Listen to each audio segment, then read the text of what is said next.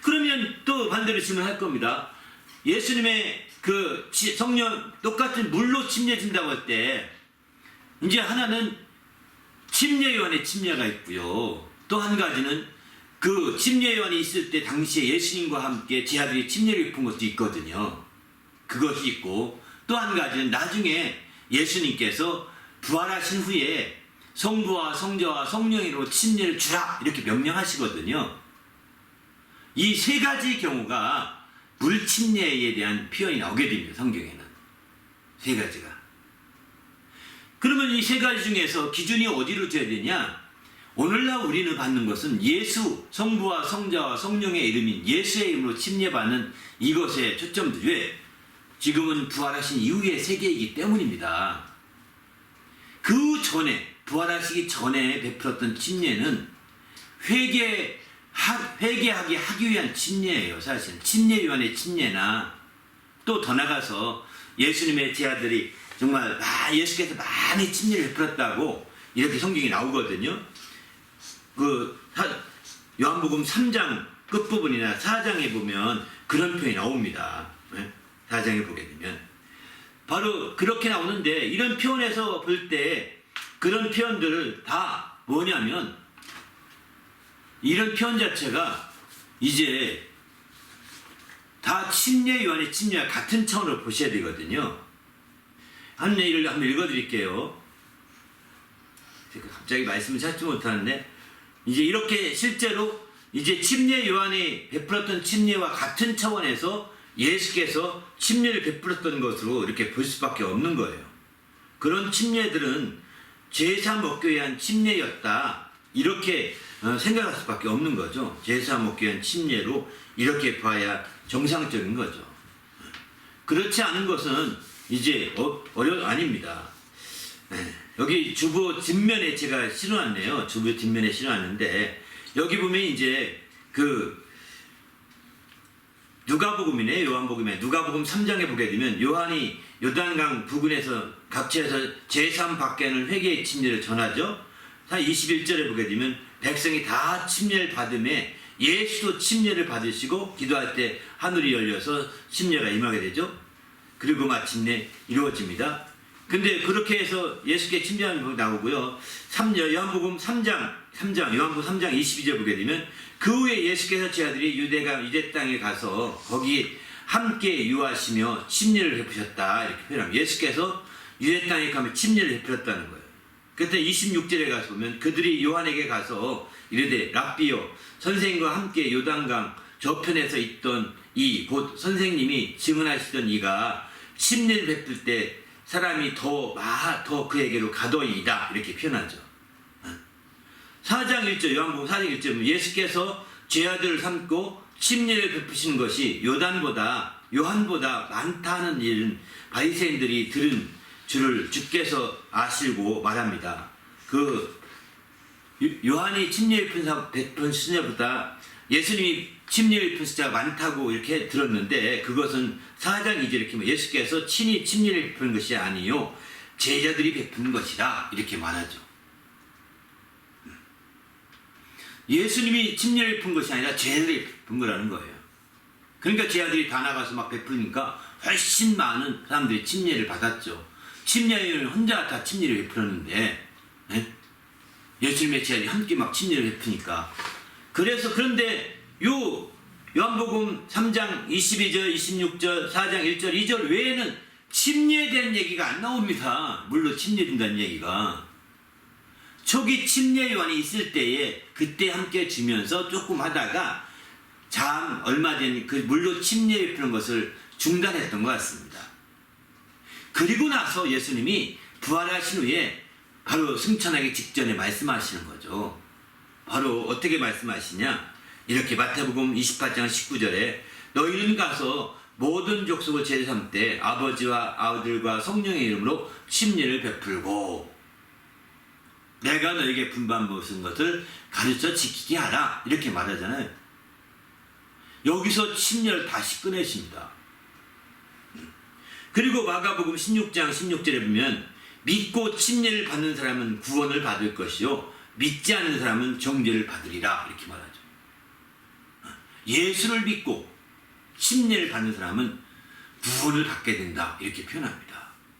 이 말씀에서 오해를 가지고 침례를 받아야 구원받는다 라고 또 이런 오해가 있어서 초대교회 당시에는 침례가 엄청나게 강조됐습니다. 그래서 침례 안 받으면 구원 못 받는다 막 이렇게 되니까, 그러면 이제 갓난아이나 환자나 노인네 같은 분들은 침례받기 어렵잖아요. 그래서 그들을 위해서, 그들도 구원 믿음의 확신을 가졌으면 침례를 줘야 되는데 침상체 가서 침례받기도 어렵고, 또 갓난아이에게 물속에 집어넣을 때 인간적으로 굉장히 안타까워 보이잖아요. 노인네, 오늘날 죽어가는 노인네 그렇게 할 수도 없잖아요.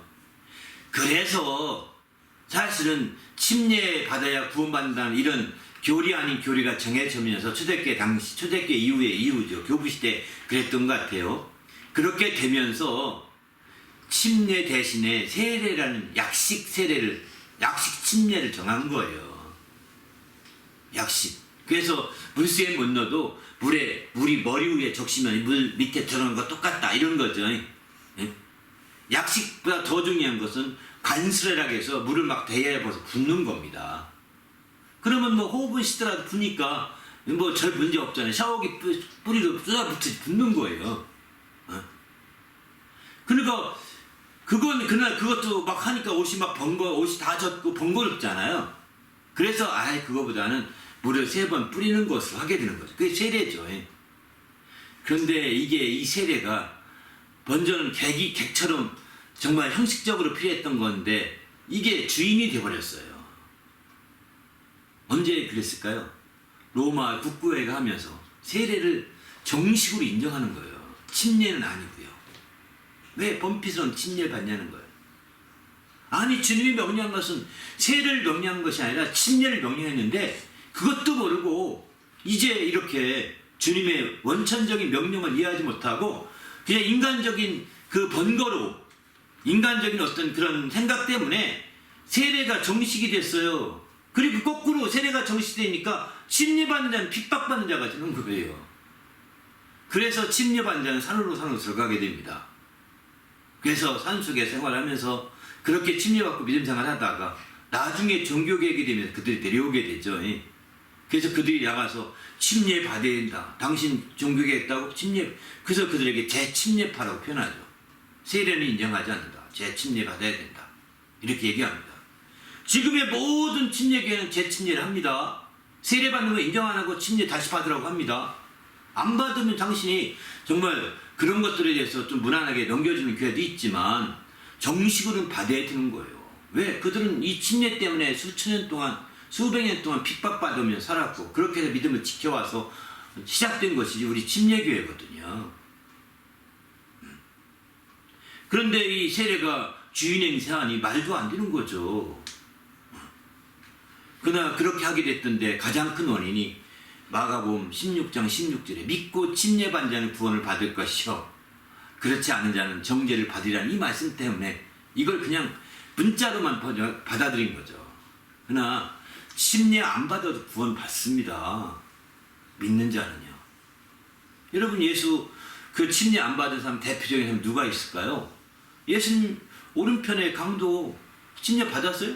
안 받았잖아요. 침례 안 받고 그는 갔습니다.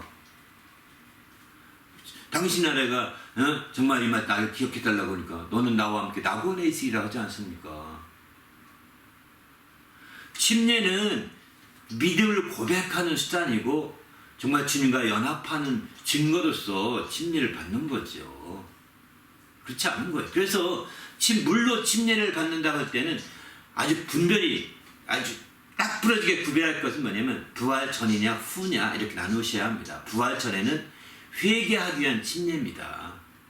그러나 부활 후에는 바로 예수님과 연합하는 침례입니다.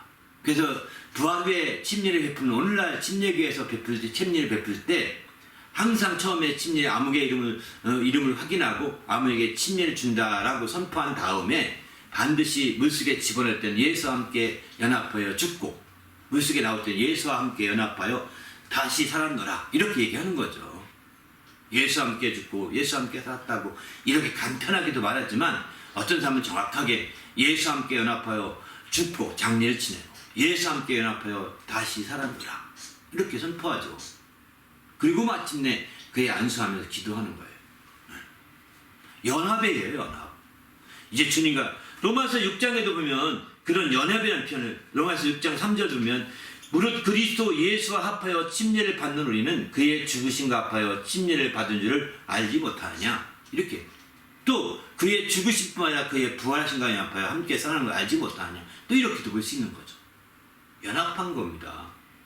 그러나 예수께서 부활하시기 전에 예수께서 베풀었던 제자들이 베풀었던 침례에 베풀었던 어떤 종류의 침례도 다 회개하기 위한 침례입니다.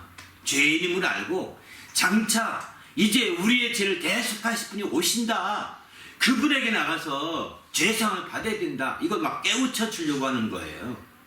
그러나 이제 침례, 성령, 예수의 부활하신 이후에 베푸신 침례는 성부와 성자와 성령의 이름으로 베푸신 침례는 곧 성부와 성자와 성령의 이름이 예수 그리스도의 이름이거든요.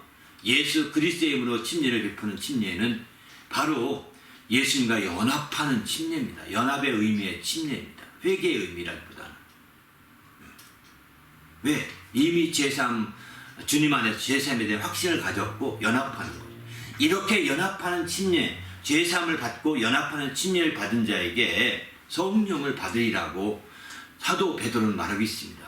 너희는 각각 너희가 회개하여 각각 제상을 받고 바로 예수 이름으로 침례를 받으라. 그리하면 그 침례를 받으라까지 나옵니다. 그리하면 성령을 선물로 받게 된다라고 사도행전 2장 38절에 이렇게 말씀하고 있는 거죠. 그런 측면에서 볼 때 우리가 하나님의 이와 같은 놀라운 말씀들을 우리가 눈여겨볼 필요가 있는 것 같습니다. 침례, 물침례, 크게는 물침례와 성령의 침례 혹은 불침례로 나눠지는데 침례는 한마디로 말해서 완전히 잠겨지는 겁니다. 그 안에서 완전히 동서남북 어디나 또 완전히 잠겨지는 게 침례입니다. 그냥 세례는 침례와 비교가 안 됩니다. 이거는 인정도 안 될 수도 있다고 생각합니다. 당신도 세례받은 사람이라면 침례를 꼭 받으려고 해보십시오. 침례교회 가서 나는 장로교회 다니는데 난 침례 받고 싶습니다 한다면 허락하실 거예요. 침례의 의미를 당신은 너무 모르고 있는 거예요. 그냥 침례 교인들이 억지로 우기는 침례가 아닙니다. 이 침례 때문에 2천만 명 이상이 죽었어요. 피 흘린 발자취라는 그 책자를 보게 되면 2천만 명 이상이 로만 캐톨릭의 법정에서 죽어갔어요. 그런 역사가 뿌리 있고 그들을 피해서 산속에 살던 사람들이 종교개혁되면 나와서 오늘날의 침례교회가 된 거거든요. 그런 역사를 모르면 안타까운 일이죠. 그런데 어쨌든 물로 침례를 베푸는 것은 이 땅에 두 종류가 있다고 보셔야 돼요. 물로 침례. 하나는 물로 침례 베푸는 것은 예수님이 부활 전에 베푸는 물로 침례, 부활 후에 베푸는 물로 침례를 볼 수 있는 거죠. 물로 침례, 부활 전에 베푸는 물로 침례는 회개의 침례입니다. 반면에 예수님이 그때 당시에 예수님 부활 전에 예수님이나 예수님의 제자들도 베푼 침례가 다 바로 똑같은 거예요. 같은 차원의 침례입니다. 이제 회개하면서 장차 정말 대속해 주실 주님을 기다리고 주님 앞에 나가라고 하는 겁니다. 그리고 마침내 부활하신 후에 우리에게 명령하신 최후의 명령으로 명령하신 침례는 연합하는 연합의 침례, 연합의 의미의 침례예요. 믿음을 고백하는 침례입니다. 그리고 반면에 이런 물로 침례와 다르게 성령의 침례는 바로 이제 의인에게 주는 침례입니다. 그리고 의인이 아닌 자에게 받는 침례는 불로 침례받는 것입니다. 마지막 심판 때 그 침례는 이루어질 겁니다. 침례의 부분을 확실하게 여러분이 아시고 정말 정신 바짝 차려서 우리가 신앙생활 해야 되겠다 생각이 듭니다. 할렐루야. 이것도 길게 또 말씀드리는데 아무튼 이 말씀은 정말 제가 또 한 번 언젠가 또 말씀드리겠지만 그러나 이제 이번에 같은 침례 부분 얘기하면서 꼭 알아야 될 부분이 아닌가 생각 들어서 함께 말씀을 드린 거예요. 함께 기도할 때 하나님이 축복하셔서 우리가 온전히 주님 안에서 바로 성령이 비둘기같이 임하셨다는 사실을 깊이 깨닫고 우리가 성령으로 침례받을 때 얼마나 복된 것인지 알게 해달라고. 그렇지 않고 우물우물하다가 당신도 불로 침례받을 수 있습니다. 심각한 문제가 벌어질 수 있는 거예요. 불로 침례받기 전에 먼저 성령으로 침례받아서 구속의 날까지 성령의 인도함 받고 인치심을 받는 성도가 되시길 바랍니다. 할렐루야. 오늘 말씀 생각하며 함께 기도하겠습니다.